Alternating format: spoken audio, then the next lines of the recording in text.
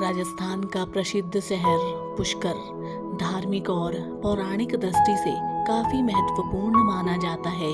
इस तीर्थ स्थल का उल्लेख कई धार्मिक ग्रंथों में मिलता है। अनेक लोगों का मानना है कि 4 धामों के दर्शन करने के बाद अगर कोई श्रद्धालु पुष्कर तालाब में स्नान न करे तो उसका सारा पुण्य नष्ट हो जाता है। पुष्कर तीर्थ की सबसे बड़ी विशेषता यह है कि पूरे भारत में सृष्टि के रचयिता श्री ब्रह्मा जी का यह इकलौता मंदिर है।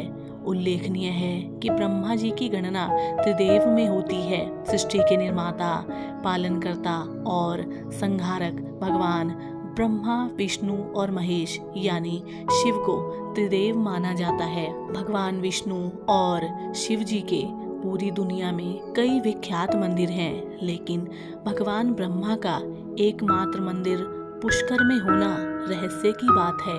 भगवान ब्रह्मा का पूरी दुनिया में एकमात्र मंदिर यहाँ होने के पीछे कई पौराणिक कथाएं जुड़ी हुई हैं, जिनमें से कुछ एक हम आपके साथ में साझा कर रहे हैं। पुराणों के अनुसार एक बार ब्रह्मा जी हाथ में पद्म यानी कमल का पुष्प लिए हुए अपने वाहन हंस पर सवार होकर अग्नि यज्ञ करने के लिए उपयुक्त स्थान खोज रहे थे।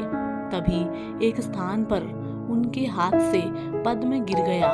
पुष्प के धरती पर गिरते ही वहां एक झरना बन गया और उस झरने से 3 सरोवर, जिन जगहों पर वो 3 सरोवर बने उन्हें ब्रह्मा पुष्कर, विष्णु पुष्कर और शिव पुष्कर कहा गया। यह देखकर ब्रह्मा जी ने उसे स्थान पर यज्ञ करने का निर्णय लिया। इस जगह का नाम पुष्कर पड़ने का कारण इसके अर्थ में निहित है। पुष्कर शब्द का अर्थ होता है पुष्प से बना सरोवर। पुष्कर को मंदिरों और घाटों की नगरी भी कहा जाता है। कहते हैं इस छोटे से नगर में लगभग 400 मंदिर और 52 घाट हैं, जिनका निर्माण समय समय पर अनेक राजाओं ने करवाया था। लेकिन सबसे आश्चर्य की बात यह है कि पुष्कर शहर में पुष्कर नाम का कोई मंदिर नहीं है। यज्ञ में ब्रह्मा जी के साथ उनकी अर्धांगिनी का होना जरूरी था। उनकी अर्धांगिनी सावित्री वहां नहीं थी और शुभ मुहूर्त निकला जा रहा था। इस कारण उन्होंने उस समय वहां की एक सुंदर स्त्री के साथ विवाह करके यज्ञ को संपन्न किया। जब यह बात देवी सावित्री को पता चली तो उन्होंने क्रोधित होकर भगवान ब्रह्मा जी को यह शाप दे दिया कि जिसने सृष्टि की रचना की, सृष्टि में उन्हीं की अन्य कहीं पूजा नहीं की जाएगी।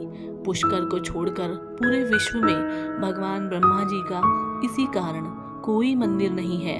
तो साथियों, ब्रह्मा जी के मंदिर से जुड़ी ये पौराणिक कथा अगर आपको पसंद आई है तो आप हमारे चैनल से जुड़ सकते हैं।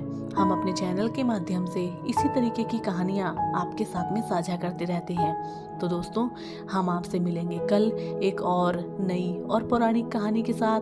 तब तक के लिए नमस्कार, जय हिंद।